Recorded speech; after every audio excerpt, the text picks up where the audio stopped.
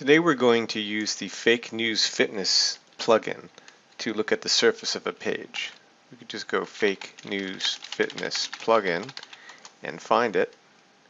Works in Chrome or in Edge when you use Edge to be compatible with Chrome extensions.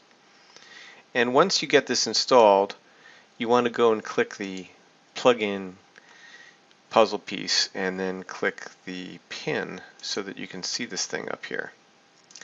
Now I'm going to imagine that you don't know whether you trust the Washington Post, and we're going to just take a look at this article here and see what we think about it. So I'm going to click on the Fake News Fitness plugin tool. You have to sometimes reload an article after installing Fake News Fitness to get that to happen. Now before we start filling things in, we want to pick the right configuration of the plugin, and this is the detailed configuration. The simple configuration, which is called Surface, is what's appropriate for trust-mistrust markers. So we're going to pick Surface down here on the Actions tab and then click Save and Reload. A lot simpler now. Generally you're going to see all these things filled out, but if you don't, you have to go and look for them. For example, I'm noticing that I don't have a link to the author's work, which means I can't know whether I should trust the author, and there's nothing clickable here. So I need to go and do a Google search for him. I did that already, and here's a Google search and I can paste that in. Everything else here is filled in, so we are good. I can click Next, or I can go to Section 2.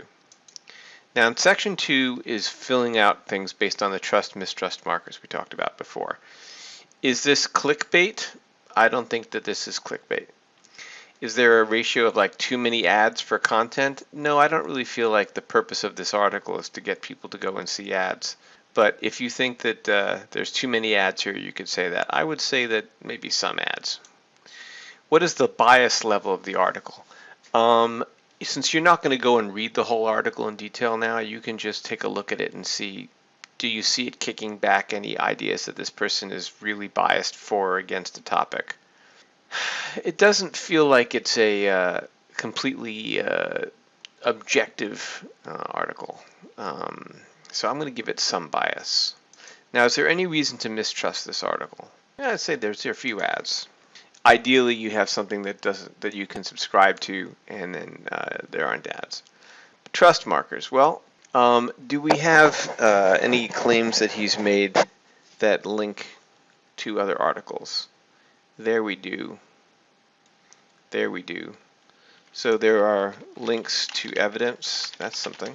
Image is captioned. That's always a good trust marker. Is this guy somebody we want to trust? He's a freelance journalist. Okay, so he's the author is expert in field, or at least experienced in writing at the field.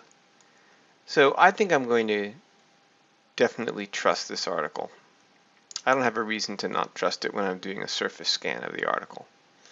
And so I'll just say that seems well researched and written for a serious audience. So this is as far as you can get with trust mistrust. You know, without reading it and going into detail, you don't know a whole lot. But when you first get to a page and you look at it and you say, whoa, this is really awful, I don't want to trust this, this is where you say, why is that? So the last thing we're going to do is we're going to either save to Google Drive if we're Google users, or we'll copy and paste it. This copies to the clipboard and paste it into a Word document if that's the way that we're doing stuff.